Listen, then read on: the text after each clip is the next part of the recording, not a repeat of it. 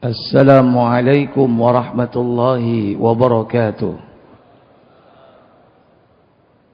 Innal hamdalillah nahmaduhu wa nasta'inuhu wa nastaghfiruh wa na'udzu billahi min sururi anfusina wa min sayyiati a'malina. Man yahdihillahu fala mudhillalah wa man yudlil fala hadiyalah. Wa asyhadu an la ilaha illallah wahdahu la syarikalah wa asyhadu anna Muhammadan abduhu wa rasuluh. Allahumma salli wa sallim wa barik ala Muhammadin sallallahu alaihi wa ala alihi wa ashabihi wa man tabi'ahum bi ihsanin ila yaumiddin, amma ba'd. Puja dan puji syukur kita panjatkan keharibaan Allah tabaraka wa ta'ala yang telah melimpahkan nikmat kepada kita semua. Salawat dan salam semoga tetap terlimpah kepada junjungan kita baginda Nabi Muhammad sallallahu alaihi wasallam. Demikian pula untuk keluarga beliau, keturunan beliau, para sahabatnya dan seluruh pengikutnya hingga tegaknya hari pembalasan. Ikhwatal iman, a'azzani Allah wa iyyakum, Bapak Ibu, saudara-saudari sekalian yang dirahmati Allah Jalla wa Ala. Hidup manusia tidak lepas dari yang namanya cinta. Kata orang, hidup tanpa cinta bagai apa? Ya, begitulah kata orang. Yang jelas bahwa Allah Jalla wa'ala memberikan rasa cinta itu kepada setiap manusia. Nah, masalahnya adalah cinta ini merupakan bagian dari ibadah kepada Allah tabaraka wa ta'ala. Ada amalan hati, ada amalan anggota tubuh.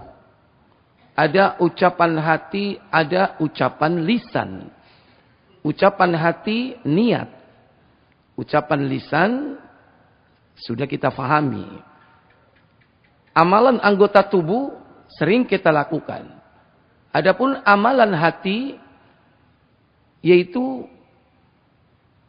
ibadah yang kita lakukan kepada Allah tabaraka wa ta'ala, seperti rasa harap. Kemudian takut. Baik al-khawf atau al-khasyah. Itu amalan hati. Demikian pula cinta. Cinta itu merupakan amalan hati. Yang semua itu ditujukan kepada Allah. Sebagai bagian dari beribadah. Menurut Imam Ibn Taymiyah dalam kitabnya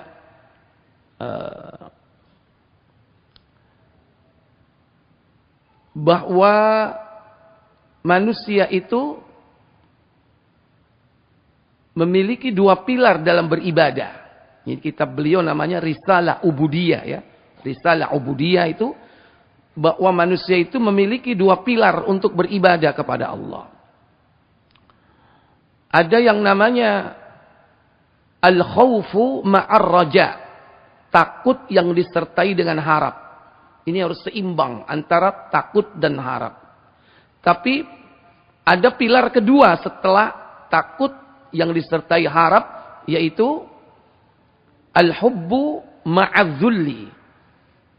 Atau bahkan disebutkan, yakni ghayatul hubbi ma'a ghayatul zulli. Puncak cinta dan puncak perendahan.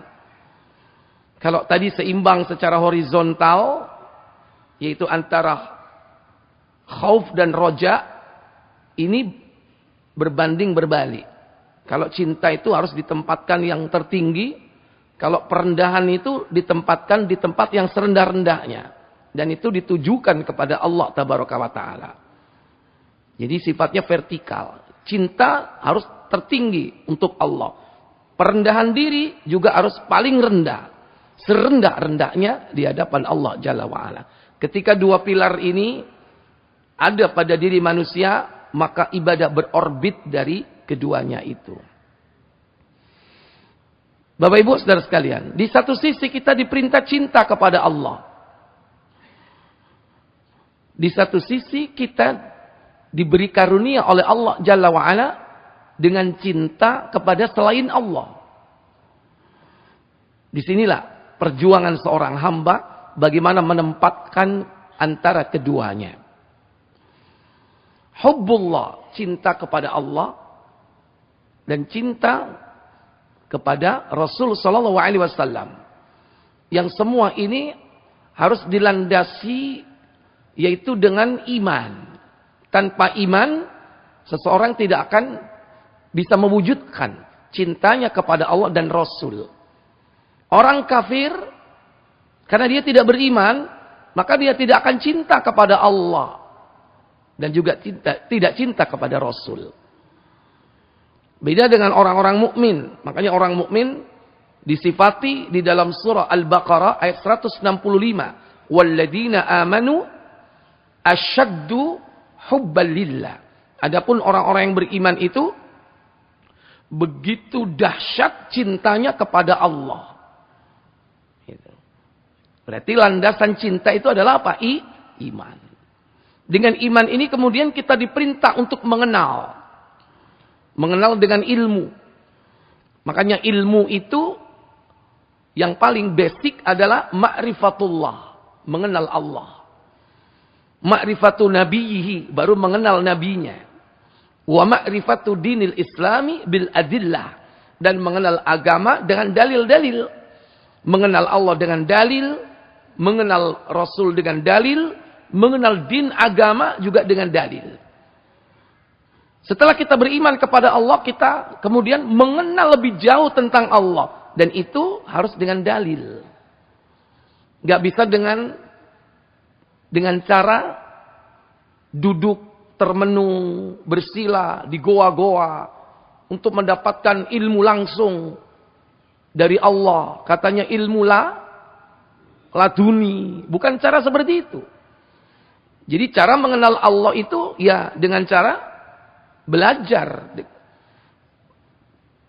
Demikian para nabi, para rasul pun dia mengenal Allah yaitu melalui para utusannya, yaitu malaikat Jibril dan malaikat-malaikat yang lain. Para sahabat mengenal Allah bagaimana caranya? Apakah mereka duduk di tempat-tempat sepi berkontemplasi untuk mendapatkan wangsit? Tidak. Dia hadir di majelis Rasulullah. Jadi mengenal Allah itu dengan ilmu. Dengan cara menuntutnya. Nah, setelah mengetahui dengan ilmu, barulah kemudian ada semacam kerinduan. Yang puncaknya nanti, yaitu keinginan untuk bertemu dengan Allah. Disitulah tumbuh rasa cinta seorang hamba kepada Allah Tabaraka wa Ta'ala setelah mengenalnya. Maka ada sebuah kalimat, tak kenal maka tak sayang, tak sayang maka tak cinta. Maka tidak mungkin orang mencintai Allah kalau tidak mengenal Allah. Dan orang tidak akan mau mengenal Allah, belajar, menuntut ilmu, mencari al-ilmu, yaitu Allah itu sendiri, kalau dia tidak beriman.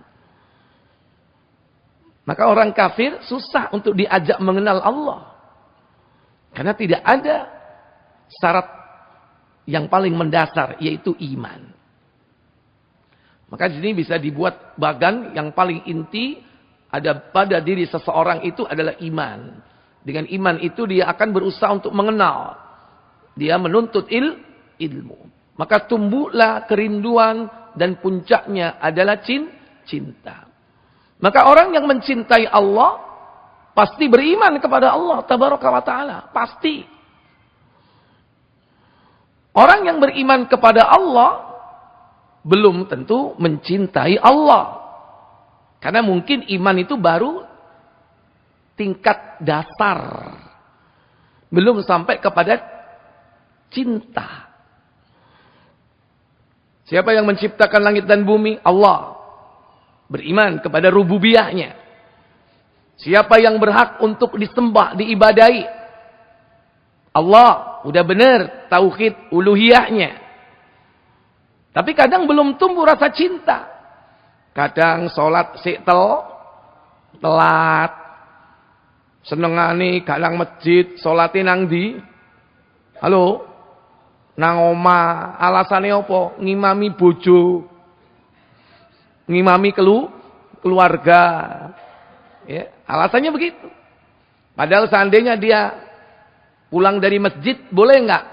Setelah itu, dia jadi imam untuk istri dan anaknya. Boleh enggak? Boleh. Ini. Ya, wis sembayang. Wis. Gantian, saiki aku. Jadi makmum sampai imam. Kira-kira kalau istrinya minta seperti itu, dikasih enggak? Halo? Dikasih. Ya wes kene dadi makmum, aku tak dadi imam. Berapa kali dia sholat? Hah? 2 kali. Maka salah satu di antara sholatnya itu menjadi sedekah. Sedekah kepada istri. Ngimami supaya dia dapat pahala berapa? 27. Padahal kita sudah sholat. Nah itu contoh. Bahwa seorang mukmin itu tetap bisa menegakkan sholat berjamaah di masjid. Sekalipun istrinya pun berharap mendapatkan pahala 27 sebagaimana suaminya. Maka tidak ada alasan untuk tidak sholat berjamaah di masjid. Kecuali memang tumbuh dalam dirinya benih-benih nifak, yaitu kemunafikan. Karena yang paling susah bagi orang munafik itu melaksanakan salat apa? Salat berjamaah. Terutama salat berjamaah apa? Subuh dan isya. Ikhwatal iman, azani Allah wa iyyakum. Bisa jadi dia beriman, tapi belum tumbuh rasa cinta. Kalaupun tumbuh, mungkin masih kecil. Baru berupa tunas. Belum berkembang menjadi sangat kuat dan kokoh. Maka iman kepada Allah adalah merupakan modal dasar untuk mencintai Allah. Maka tanpa iman, orang susah untuk mencintai Allah. Demikian pula, orang yang mencintai Rasul, pasti dia beriman kepada Rasul. Kalau tidak beriman kepada Rasul, susah mencintai Rasul. Kalaupun dia mengatakan cinta Rasul, itu hanya klaim. Hanya apa? Ngaku-ngaku. Sementara dia tidak beriman. Maka orang yang beriman kepada Rasul belum tentu mencintai Rasul. Mungkin baru beriman.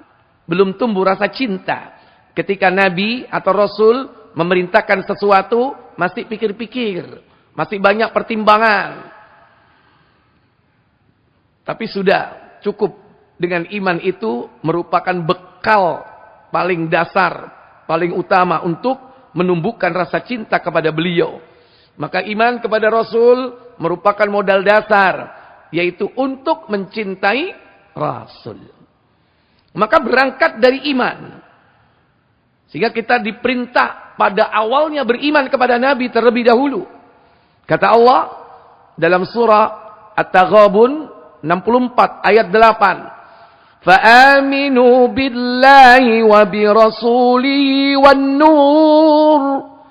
وَالنُّورِ الَّذِي أَنزَلْنَا. Ini perintah untuk beriman kepada Rasul. فَآمِنُوا بِاللَّهِ وَبِرَسُولِهِ.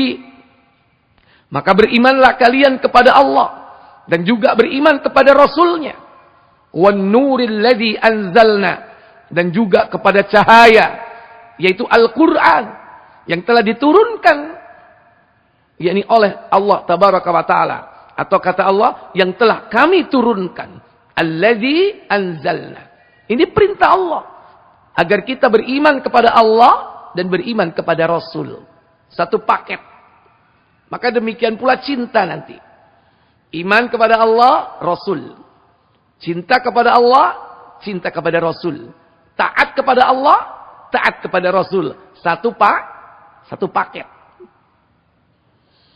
Maka perintah kepada Rasul sallallahu alaihi wasallam di dalam ayat yang lain, yaitu surah Al-A'raf 7 ayat 100, 57. Fa'aminu billahi wa bi rasulihin nabiyyil ummi. An-nabiyyil ummi alladhi yu'minu billahi wa kalimatihi wattabi'uhu la'allakum tahtadun. Kata Allah, fa'aminu billahi wa bi rasulihi, maka berimanlah kalian kepada Allah dan beriman kepada Rasul. Siapa beliau? An-nabiyil ummi, yaitu nabi yang ummi, alladzi yu'minu billahi, dan yaitu beriman kepada Allah, yang beriman kepada Allah, nabi sendiri beriman kepada Allah, wa kalimatihi, dan kalimat-kalimatnya. Maka perintahnya adalah agar kita ittiba', wattabi'uhu, ikutilah dia. Ikutilah Muhammad sallallahu alaihi wasallam. Ikutilah Rasul khatamun nabiyyin, penutup para nabi tersebut. La'allakum tahtadun, agar kalian mendapatkan petunjuk. Diperintah untuk beriman. Sekalipun kita belum bertemu dengan Nabi. Antum pernah ketemu Nabi enggak? Halo? Sekalipun belum ketemu Nabi, kita dianjurkan beriman. Biasanya kan orang itu mau beriman kalau pernah melihat. Wong aku durung tau kepethuk kok. Ya apa carane yakin beriman? Umumnya begitu. Tapi untuk Nabi, jangan sekali-kali kau katakan seperti itu. Kon cinta enggak ambek si fulana? Ya apa cinta, wong aku kurung tahu kepethuk. Aku mek krungu abane jarene ayu. Ya? Paling banter aku ndelok fotoe. Ya apa carane aku cinta wong kurung tahu kepethuk? Itu kalau manusia yang lain, wajar. Tapi jangan itu diterapkan kepada Rasul sallallahu alaihi wasallam. Sekalipun antum belum pernah melihat dengan mata kepala. Nah kalau sampean kepethuk langsung, berarti sampean jadi sahabat nek beriman. Ya, udah beda zaman ini. Tapi mending beriman walaupun tidak ketemu, daripada pernah ketemu tapi tidak beriman. Melendi, gak tahu kepethuk tapi beriman. Kepethuk bendino tapi gak beriman. Halo? Hah? Beriman walaupun gak pernah ketemu. Lah kepethuk bendino sapa? Abu Thalib. Kepethuk bendino waktu itu ya. Tapi gak beriman. Buat apa Abu Thalib? Mending Abu Jundi. Gak tahu kepethuk tapi beriman gitu loh. Dia sampean termasuk, gak aku tok, itu contoh. Makanya Nabi sallallahu alaihi wasallam bersabda di dalam As-Sahihah jilid ketiga di nomor 45, halaman 45. Nabi mengatakan, "Tuba liman amana bi warani marratan." Beruntunglah bagi orang beriman, bagi orang yang beriman kepadaku padahal dia baru sekali melihatku. Beriman dan kemudian sekali dia melihatnya. Berarti wis cukup. Jadi apa berarti? Jadi sahabat. Tiang niku nek kepanggih Kanjeng Nabi senajan sepindah mawon lajeng piyambakipun iman ngantos tumekaning pati, mongko piyambake niku namine sahabat. Nek kepethuk sepisan tok. Tuh ngene, nggih, terus beriman. Masih mboten wican tenan, mboten ngomong-ngomong, mboten apa-apa. Tapi niku sedaya karunia saking Allah. Nek sampeyan lak tebe, ya kan? Tidak akan pernah bertemu dengan Muhammad sallallahu alaihi wasallam. Paling Muhammad tonggomu. Iya, itu. Tapi ada yang lebih hebat lagi. Tuba liman amana bi walam yarani sab'a mirar. Beruntung orang yang belum pernah melihatku tetapi dia beriman kepadaku. Dan ini diulang-ulang sampai 7 kali oleh Nabi. Tuba liman amana bi walam yarani. Tuba liman amana bi walam yarani. Diulang ping 7, Pak. Tapi nek sing setunggal mau, tuba liman amana bi warani. Beruntunglah orang yang beriman kepadaku dan dia pernah melihatku. Cuma sekali. Jadi lebih utama jenengan sing dereng nate kepanggih. Berarti imane tidak diragukan lagi. Soalnya apa? Gak tahu weruh, gak tahu kepethuk, tapi iman. Berarti imannya ini sudah betul-betul bisa diandalkan nanti. Ini. Ikhwatal iman azani Allah wa iyyakum. Maka tumbuhkan setelah iman itu yaitu kecintaan kepada beliau sallallahu alaihi wasallam. Maka menumbuhkan cinta dengan iman dan ilmu. Karena iman dan ilmu berbanding lurus. Ketika dia belajar ilmu atau mengenal Rasul, semakin dia beriman. Setelah dia beriman, bertambah imannya dengan tolabul ilmi. Karena tolabul ilmi termasuk amal saleh.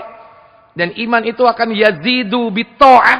Salah satu ketaatan itu adalah tolabul ilm, maka dia akan tumbuh imannya. Setelah imannya tumbuh semakin meningkat, dia semakin semangat untuk menuntut ilmu. Terus kejar-kejaran, berbanding lurus antara iman dan ilmu. Maka dengan dasar iman, seorang hamba memupuk imannya dengan ilmu, dengan lebih mengenal, yakni kepada Allah, tentang rububiyah Allah, tentang uluhiyah Allah, tentang yaitu asma-asma dan sifat Allah. Dan inilah al-ilmu. Al-ilmu huwa ma'rifatullah. Mengenal Allah. Dan mengenal Allah itu mengenal rububiyahnya, mengenal uluhiyahnya, mengenal asma dan sifatnya. Kenapa? 3 perkara itu penting. Mengenal rububiyah Allah supaya antum tidak menjadi ateis. Mengenal uluhiyah Allah supaya antum tidak menjadi orang-orang musyrik hanya karena cacat di dalam tauhid uluhiyah. Mengenal asma, nama-nama dan sifat-sifat Allah supaya antum tidak menjadi kelompok-kelompok sesat. Tetap dalam koridor ahlus sunnah wal jamaah. Tidak keluar dari ahlus sunnah wal jamaah. Masuk kepada Jahmiyah, masuk kepada Syiah, masuk kepada Khawarij, masuk kepada banyak aliran-aliran sesat yang cacat di dalam memahami tauhid asma dan sifat Allah. Termasuk yakni apa? Cacat di dalam memahami sifat-sifat Allah, di antaranya yakni Mu'tazilah dan Asy'ariyah. Baik. Ikhwatal iman azzani Allah wa iyyakum. Maka tumbuh cinta dalam hati hamba. Maka menumbuhkan cinta itu dengan iman dan ilmu. Dengan dasar iman inilah seorang hamba akan memupuknya. Ya. Demikian pula tentang beriman kepada Rasul. Tingkatkan dengan menuntut ilmu, mengetahui Rasul. Makanya tahap kedua, wa ma'rifatu nabiyhi. Kenali dia. Jangan hanya kapan lahirnya saja. Kapan wafatnya, belum cukup. Kalau hanya sekedar mengenal lahir di Mekah, tahun gajah, sing dihafalno iku. Apalah artinya? Padahal kelahirannya tahun berapa, tanggal berapa masih diperselisihkan oleh para ulama. Tanggal kelahirannya. Tapi kalau hari kelahirannya tidak ada perbedaan pendapat. Hari apa? Isnin, hari Senin. Kalau tanggalnya banyak pendapat. Ono sing ngomong rolas, ono sing ngomong yamini, ono sing ngomong yamunu. Ya, banyak pendapat. Tapi semua sepakat tidak ada perbedaan pendapat. Yaitu hari Isnin. Maka kalau antum memperingati hari kelahiran Nabi, mestinya hari Senin.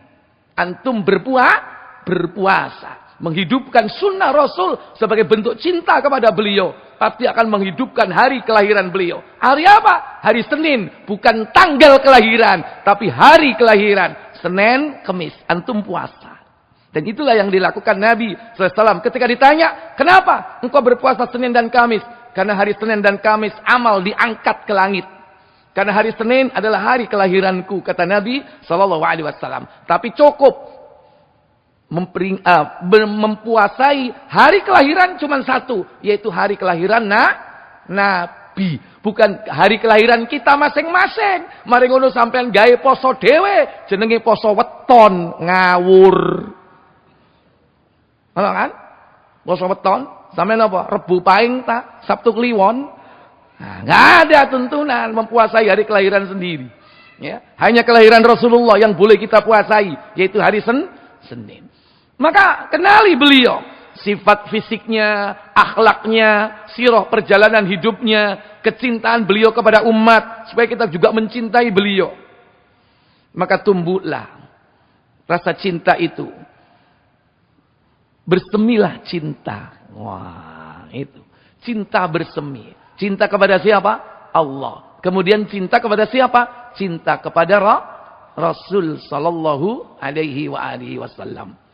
Lantas apa hubungannya antara cinta kepada Allah dan Rasul sallallahu alaihi wasallam? Maka mencintai Allah dan mencintai Rasulullah memiliki keterkaitan yang erat. Orang yang mencintai Allah dengan benar pasti cinta kepada Rasul. Tapi kalau orang yang mencintai Rasul belum tentu mencintai Allah. Contohnya siapa? Abu Thalib. Cinta nggak sama Rasul? Cinta banget. Cinta banget Abu Thalib sama Rasulullah. Tapi pertanyaannya, dengan dia cinta kepada Allah atau tidak? Dia cinta kepada Allah? Enggak cinta. Padahal Nabi sudah mengajak untuk mencintai Allah. Berangkat dari iman dulu kepada Allah. Ketika sakaratul maut, Abu Thalib diajak untuk beriman kepada Allah. Saat itu berada di sampingnya Rasul mengajak Abu Thalib, "Ya am, wahai paman, qul la ilaha illallah." Ucapkan la ilaha illallah. Kalimatun uhajju laka indallah yaumal qiyamah. Satu kalimat yang aku bisa berhujjah untuk dirimu kelak di hadapan Allah di hari kiamat. Di sebelahnya ada Abu Jahal, Pak. Sebelah Nabi, sebelah Abu Jahal. Kuat-kuatan ini. Kata Abu Jahal kepada Abu Thalib, "Ya Aba Thalib, atarghabu am millati abina Abdul Muttalib?" Apakah kau benci kepada agama bapak moyang kita, Abdul Muttalib? Dengan hanya ucapan itu, kelakep dia, Pak. Nggak mengucapkan kalimat apapun. Sampai akhirnya ruhnya lepas. Mati dalam kondisi kafir. Padahal cukup mestinya la ilaha illallah. Selesai urusan.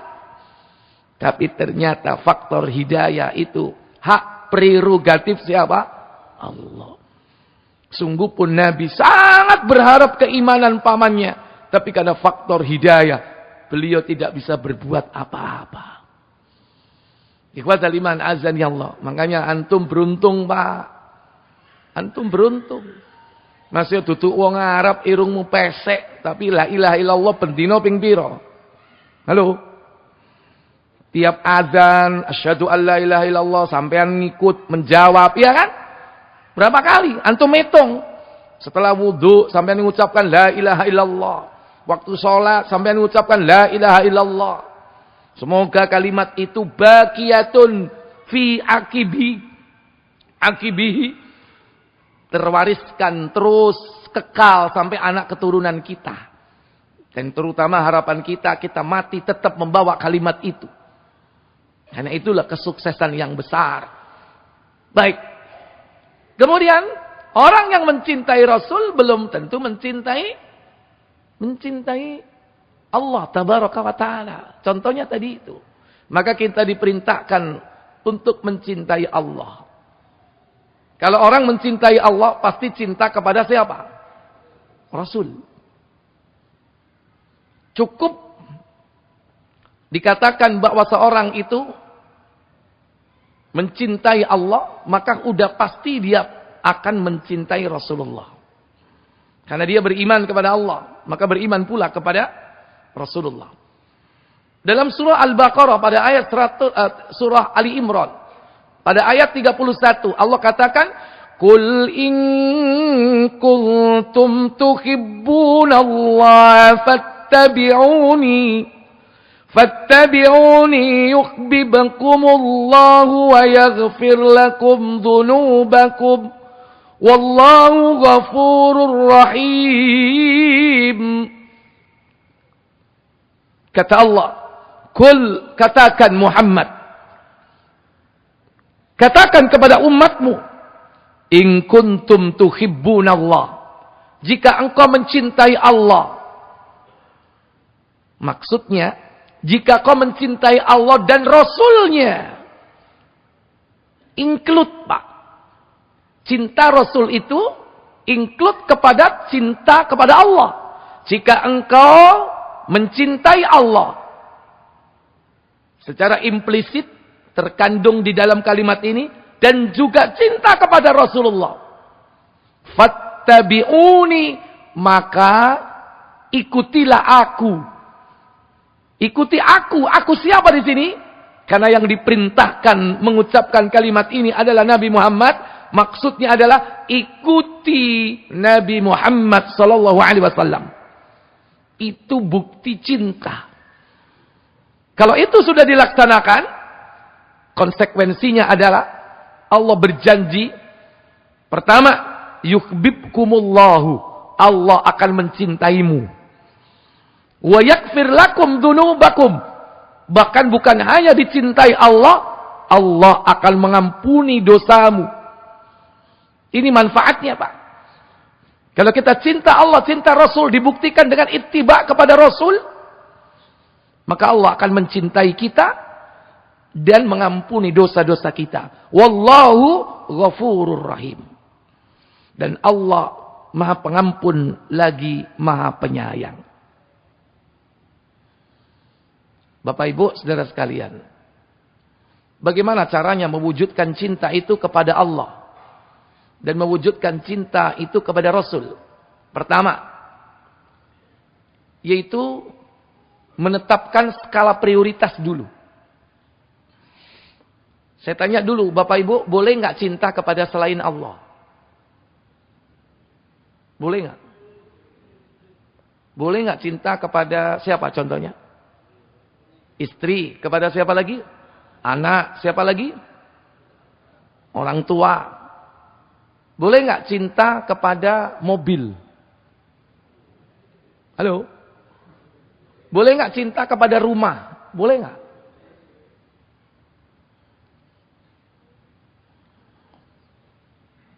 Manusia itu dibekali oleh Allah nafsu atau syahwat. Yang syahwat ini disebut dengan keinginan-keinginan yang itu sangat dicintai oleh manusia. Dan Allah menghiasi manusia itu dengan cinta kepada keinginan-keinginan yang diharapkan ada pada dirinya. Saking terlalu banyaknya keinginan manusia itu yang dicintainya, Allah merangkum menjadi 6 yang pokok. Ada 6 yang pokok yang itu dicintai oleh manusia. Kata Allah dalam surah Ali Imran ayat yang ke-14, "Zuyyina lin-nasi hubbus syahawati minan nisa'i wal banina wal qanatiril muqantarati minadh-dhahab wal fiddati wal khaylil musawwamati wal an'ami wal harth. Dzalika mata'ul hayatid dunya. Wallahu 'indahu husnul ma'ab." Zuyyina lin-nas, dihiasi kehidupan manusia. Hubbun, dengan cinta. Cinta kepada apa? Hubbus syahawat. Syahwat jamak dari sahwat. Sahwat artinya keinginan. Berarti cinta kepada syahwat, cinta kepada keinginan-keinginan. Terlalu banyak keinginan manusia. Allah rangkum menjadi 6 yang besar. Pertama, minan nisa, wong wedok. Pak, Sampean cinta enggak nang wong wedok? Ojo pura-pura. Yang cinta kepada perempuan, nisa, adalah laki-laki. Durung rabi kepingin rabi. Wis rabi.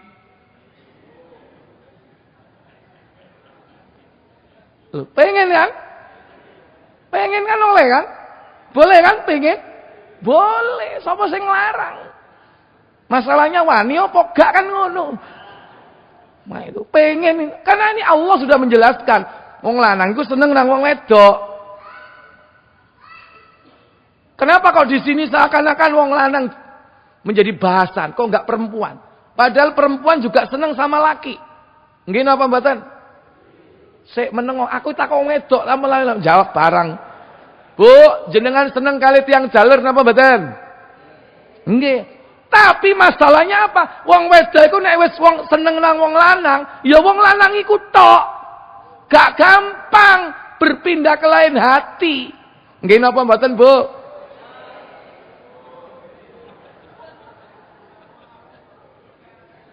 Beda dengan laki-laki. Laki-laki itu bisa mencintai banyak wanita.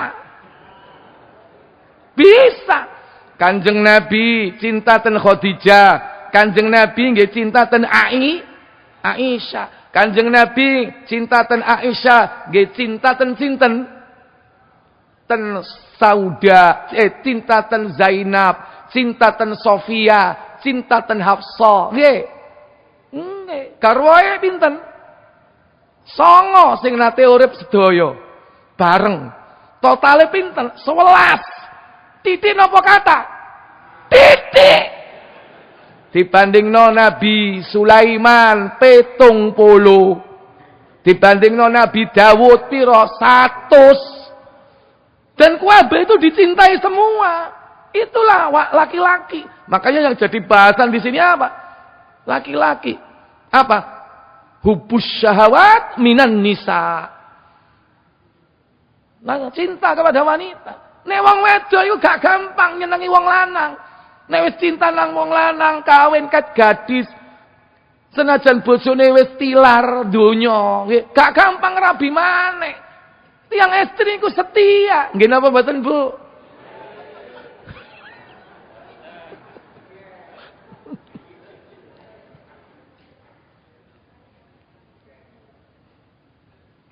Umpama rabi maneh iku lho gak kaya cintae sing pertama. Nggih napa mboten?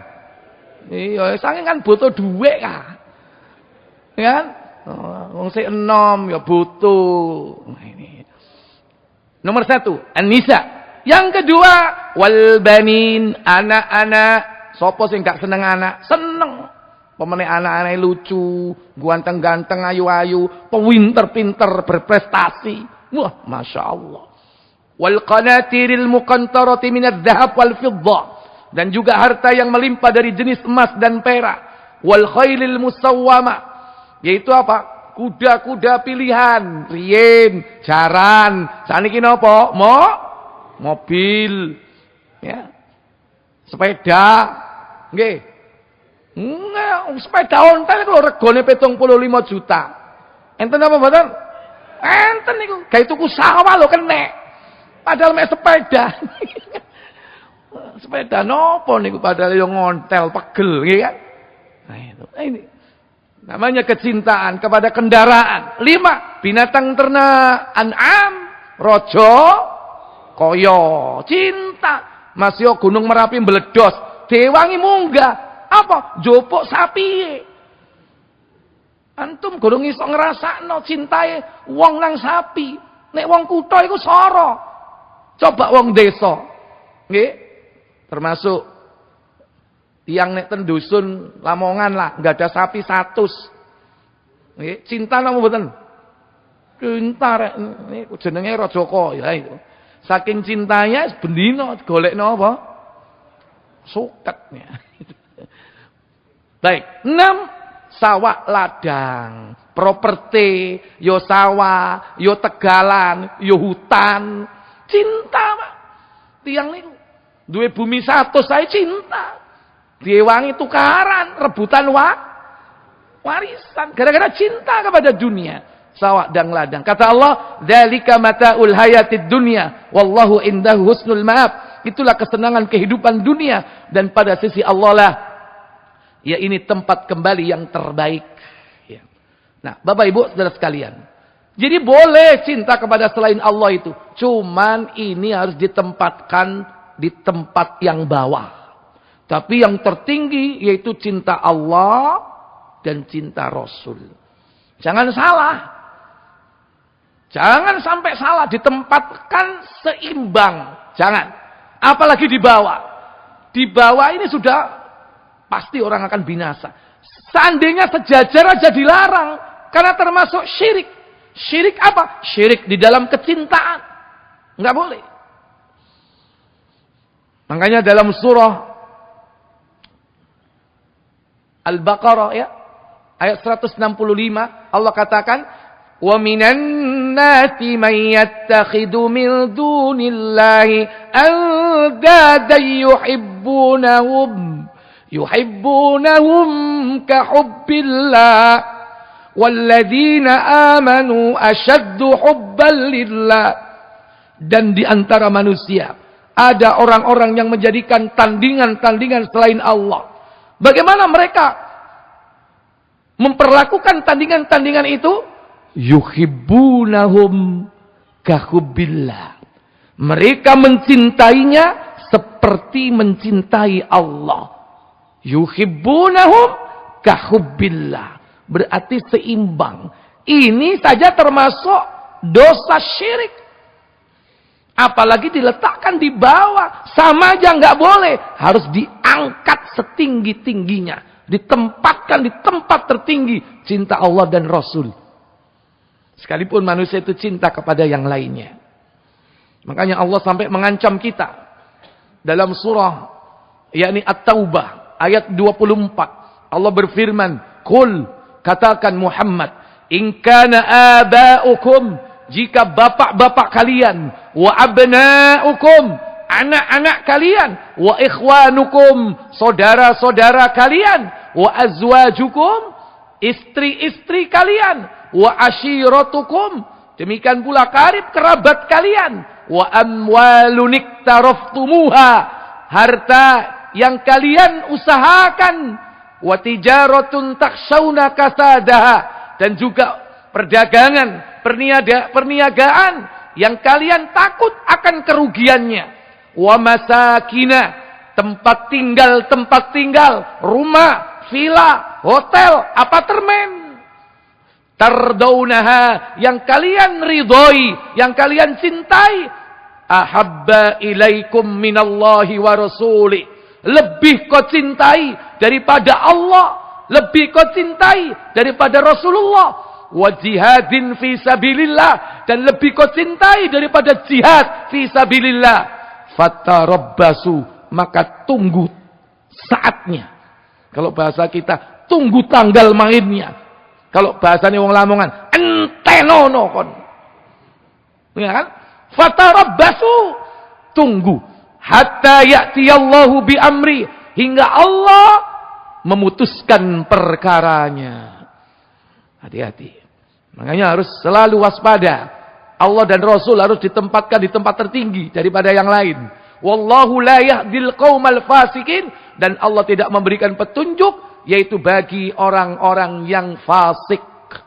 Surah At-Taubah ayat 24. Nah, kalau kita sudah bisa menempatkan cinta kepada Allah itu tertinggi, Allah akan memberikan halawatul iman. Apa halawah? Halawah itu lezatnya iman. Manisnya iman. Tapi bukan hanya sekedar menempatkan Allah dan Rasul tertinggi. Tapi mencintai selain Allah yang tadi diperbolehkan itu dimuarakan kepada Allah. Syarat itu juga harus dipenuhi. Dan juga benci kepada kekafiran. Sebagaimana bencinya kita kepada neraka. Kalau tiga ini terkumpul, maka Allah akan memberikan manisnya iman. Dalam sebuah hadis diriwayatkan yakni oleh Anas ya, bahwasanya Nabi sallallahu alaihi wasallam bersabda,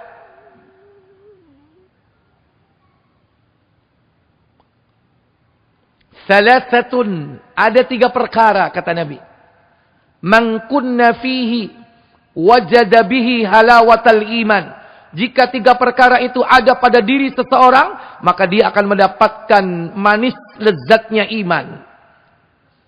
Apa saja? Pertama, man kana Allahu wa rasuluhu ahabbu ilaihi mimman siwahuma. Mencintai Allah dan Rasulnya melebihi daripada cinta selain keduanya. Harus ditempatkan di tempat yang tertinggi. Ini yang pertama. Yang kedua, wa ayyuhibbul mar'a la yuhibbuhu illa lillah. Mencintai selain Allah karena Allah. Mencintai seseorang karena Allah. Mencintai sesuatu karena Allah. Orang itu akan mendapatkan lezat manisnya iman. Jenengan cinta ten bojo napa mboten, Pak? Cinta. Karena Allah apa karena ayuwe? Halo? Karena Allah apa karena ayuwe? Nek wis kewu tuwa sik dicintai napa mboten? Temenah.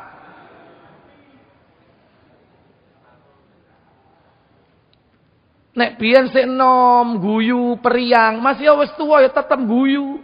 Aja gara-gara ndelok bojone wis kewu tian merengut. Jenengan. Jadi mencintai manusia karena Allah, maka akan dapat lazatnya iman. Bu, jenengan cinta kepada suami karena Allah atau karena duwike? Pak. Sampeyan gak usah melok jawab, itu berarti jeritan hatimu. Bu, mencintai suami karena Allah atau karena hartanya? Bener, karena Allah. Engko nek wis tuwa, wis pensiun, gak duwe dhuwit, sik tetep dicintai napa mboten? Sik tetep diramut napa mboten? Sik tetep digawe wedang napa mboten?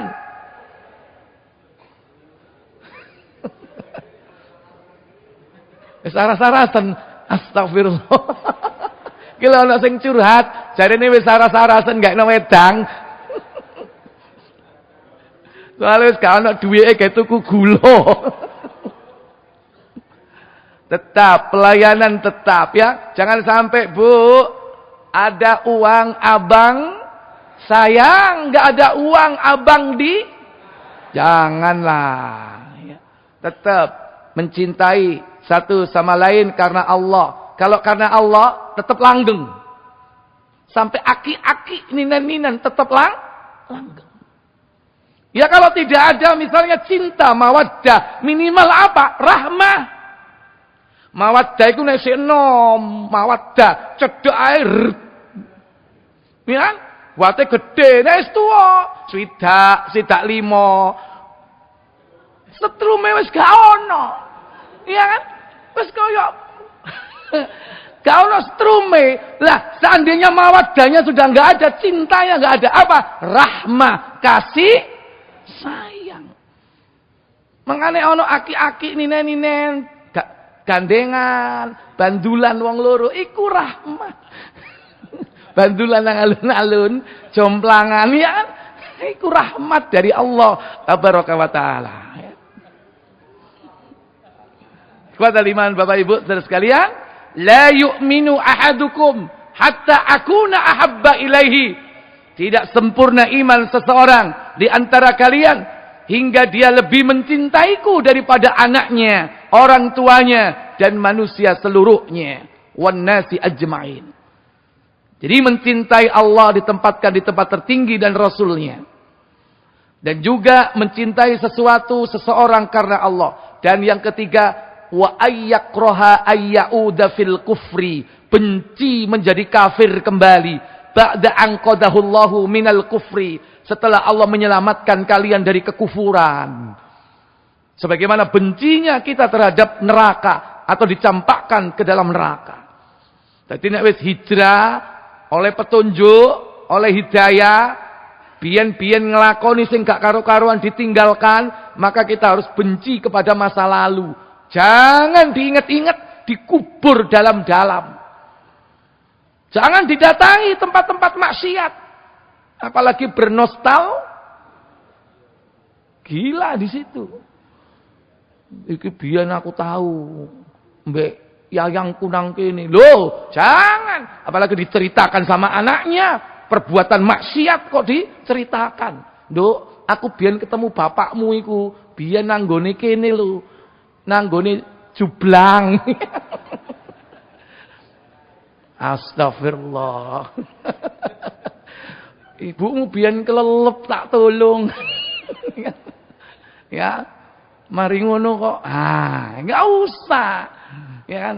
Habis itu pacaran kok diceritakan. Itu masa lalu yang kelabu, apalagi gelap, hitam, kelam. Jangan diceritakan kepada anaknya, nanti akan dicontoh. Baik. Maka jangan sampai kita hilang rasa nikmat kita, cinta kepada Allah, cinta kepada Rasul yang menghasilkan kenikmatan, kelezatan. Karena kita menempatkan di tempat tertinggi selain dari Allah atau selain dari keduanya. Maka menyamakan cinta kepada makhluk dengan cinta kepada Khalik itu termasuk larangan, bahkan termasuk kategori syirik. Maka bukti cinta kepada Allah dan cinta kepada Rasul yaitu pertama dengan mentaati perintahnya. Yang kedua, ittiba, berpegang teguh kepada sunnahnya.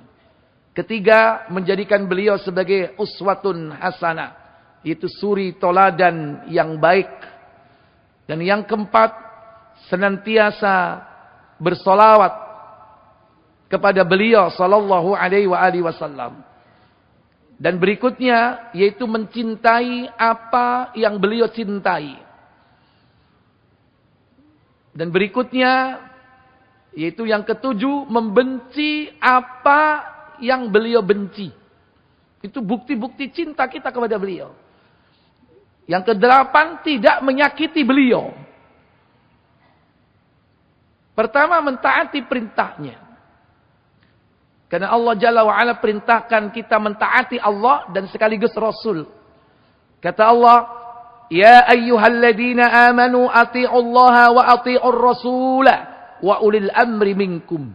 Wahai orang-orang yang beriman, taatilah Allah dan taatilah Rasul dan pemimpin di antara kalian. Surah An-Nisa ayat 59. Mentaati Allah dan Rasul mutlak, tanpa reserve, tanpa pikir-pikir. Kalau diperintah Allah, diperintah Rasul, maka tidak ada ucapan kecuali sami'na wa ata'na. Kami dengar dan kami taat. Mutlak. Beda dengan mentaati ulil amri. Beda dengan mentaati suami bagi seorang istri. Beda mentaati orang tua bagi seorang anak. Tidak mutlak sebagaimana mentaati Allah dan Rasul. Kecuali mentaati orang tua, mentaati pemimpin, mentaati suami. Selama tidak bertentangan dengan Allah dan Rasulnya, wajib ditaati. Tapi kalau bertentangan dengan Allah dan Rasulnya, engkau disik rek, nggak boleh. Dirinci terlebih dahulu. Maka mentaati Allah, caranya mudah. Rumusnya gampang. Cukup dengan mentaati Rasul. Dengan mentaati Rasul, pasti orang itu mentaati Allah. Karena Rasul itu utusan Allah. Maka apa yang disampaikan Rasul dari Allah. Maka siapa yang taat kepada Rasul, berarti pasti dia taat kepada Allah. Sebagaimana firman Allah dalam surah An-Nisa ayat 80. Man yuti'ir rasul faqad ata'a Allah wa man tawalla fama arsalnaka 'alaihim hafidha. Barang siapa yang mentaati Rasul itu, sesungguhnya ia telah mentaati Allah. Dan barang siapa berpaling, maka kami tidak mengutus engkau, wahai Muhammad, untuk memelihara mereka. Maka siapa yang mentaati Rasul, pasti dijamin masuk surga. Kata Nabi SAW, kullu ummati yadkhulunal jannah, setiap umatku pasti masuk surga, illa man aba, kecuali orang yang enggan. Maka sahabat bertanya, wa man ya'ba, siapa orang yang enggan tidak mau masuk surga? Kata Nabi, man ata'ani dakhalal jannah, siapa yang mentaati aku dia pasti masuk surga. Wa man asani, dan siapa yang tidak mentaati aku, durhaka kepadaku, faqad aba, sungguh dia telah enggan. Itulah orang yang tidak mau masuk surga. Ikhwatal iman, azani Allah wa iyyakum. Berikut, berpegang teguh kepada sunnahnya sebagai bukti cinta. Kalau mentaati Allah, terutama yang wajib, mentaati Rasul, perkara-perkara fardu, baik fardu ain dan juga fardu kifayah, maka berpegang kepada sunnah beliau, khususnya yaitu dalam urusan-urusan yang mustahab, walaupun tidak meninggalkan yang wajib. Berpegang kepada sunnah beliau dalam perkara-perkara yang wajib dan juga yang sunnah. Makanya Nabi SAW bersabda, mengingatkan kita, yakni agar kita berpegang kepada sunnah dan berhati-hati kepada perkara bid'ah. Karena siapa yang berpegang teguh kepada sunnah, berarti bid'ah itu otomatis akan mati. Siapa yang meninggalkan, melepas sunnah, maka yang hidup adalah apa? Bid'ah. Ini berbanding berbalik. Makanya dalam hadis disebutkan tadi dua. Alaikum bisunnati, aku tinggalkan kepadamu sunnahku, wa sunnatil khulafair rasyidin al-mahdiin, dan sunnah para pemimpin pengganti sesudahku yang mendapatkan petunjuk. Tamassaku biha, genggamlah dia. Wa addu 'alaiha bin nawajid, gigit sunnah itu dengan gigi gerahammu. Dalam riwayat yang lain, bagai memegang bara api yang panas, tapi jika dilepas, bara itu akan padam. Tapi jika digenggam, panas. Tiang niku berpegang ten sunnah, panas napa mboten? Abot napa mboten? Dilokno tangga, dilokno wong, disemoni, dicaci, maki, dibuli. Harus siap orang yang berpegang kepada sunnah. Bukan hanya yang wajib, tapi yang mustahab. Karena untuk meningkatkan kualitas kedudukan seorang muslim, yaitu dengan cara apa? Menghidupkan sunnah-sunnah beliau. Bukan hanya yang wajib saja. Kemudian beliau mengingatkan kita, wa iyyakum wa muhdatsatil umur. Berhati-hatilah kalian kepada perkara-perkara baru yang diada-adakan. Fa inna kulla muhdatsatin bid'ah. Karena setiap perkara yang baru diada-adakan dalam urusan agama adalah bid'ah. Wa kulla bid'atin dolalah, dan bid'ah itu adalah sesat. Segala macam bid'ah dalam urusan agama sesat. Maka tidak ada istilah bid'ah hasanah. Ya, tidak ada. Kalau hasanah itu berarti bukan bid'ah. Kalaupun itu hasanah, itu bukan bid'ah yang dimaksud Nabi, yaitu dalam urusan agama, tapi itu hanya sekedar bahasa dalam urusan-urusan dunia. Karena asal kata bid'ah itu adalah perkara yang baru. Maka mic ini baru, laptop ini baru, pesawat itu baru, semua bid'ah, tapi secara bahasa. Dan itu bukan urusan Nabi. Nabi ketika berbicara bid'ah, ruang lingkup beliau adalah din, agama. Maka ketika Nabi mengatakan wa kullu bid'atin dhalalah, setiap perkara bid'ah itu adalah sesat, maksudnya bid'ah dalam ruang lingkup din, agama, yang meliputi apa agama itu? I'tiqad, syariat, ubudiyat, ibadah, muamalah, juga termasuk akhlak, etika, dan dakwah. Ini ruang lingkup agama. Dan sudah mulai muncul contoh dalam dakwah. Bagaimana cara dakwah Nabi? Ikuti bagaimana cara beliau dakwah. Jangan dicampur aduk dakwah dengan kebatilan. Mungkin ini yang bisa saya sampaikan. Semoga bermanfaat. Wa akhiru da'wana walhamdulillahirabbil alamin. Subhanakallahumma wa bihamdik asyhadu an la ilaha illa anta astaghfiruka wa atubu ilaik. Wassalamu alaikum warahmatullahi wabarakatuh.